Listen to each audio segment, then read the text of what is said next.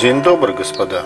Итак, мы снова в Сунтаже, и сегодня мы совершим небольшую экскурсию к развалинам Сунтажского православного храма, который находится на выезде из города в сторону Эргли. Обалдеть, но вовнутрь мы не пойдем, дабы нам на голову ничего не свалилось. Это тут...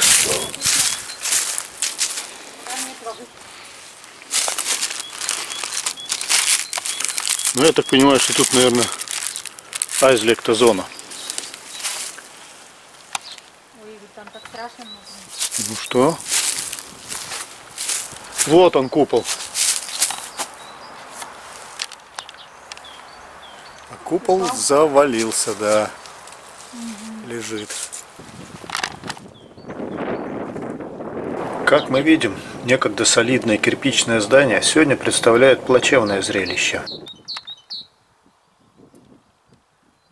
Нет ни окон, ни крыши. Стены полуразрушены. Старый купол, потеряв опору, рухнул. А вот фотографии, сделанные лет 6 назад, на которых купол еще на своем месте, хоть и слегка покосившийся. Сегодня над строением все еще можем видеть уцелевшие маленькие башенки с куполами.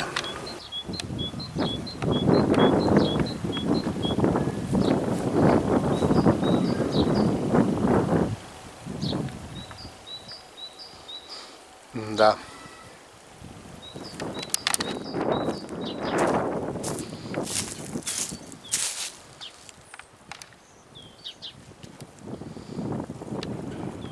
Ну а теперь полетаем и посмотрим на это былое великолепие с высоты птичьего полета.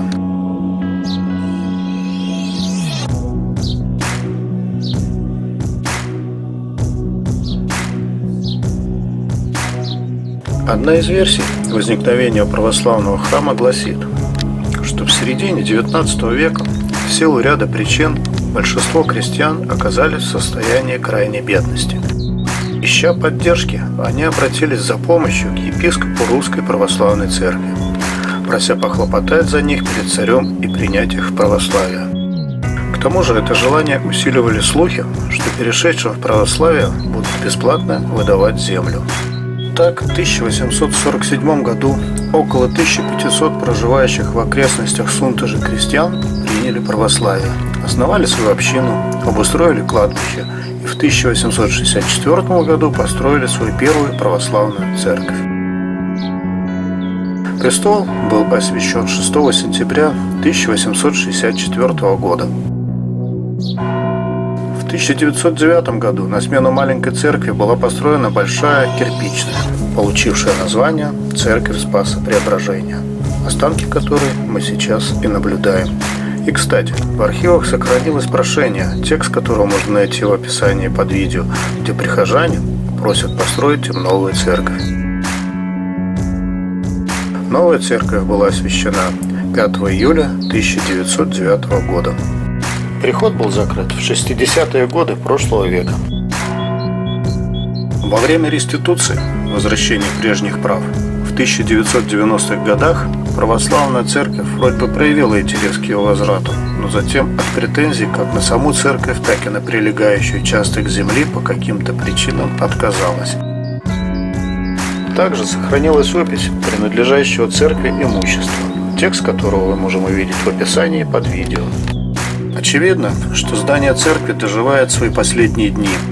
Не думаю, что здание церкви когда-либо реставрируют, а жаль, ведь это часть нашей истории. На том и закончим очередной обзор об исчезающей Латвии. До новых встреч, пока-пока.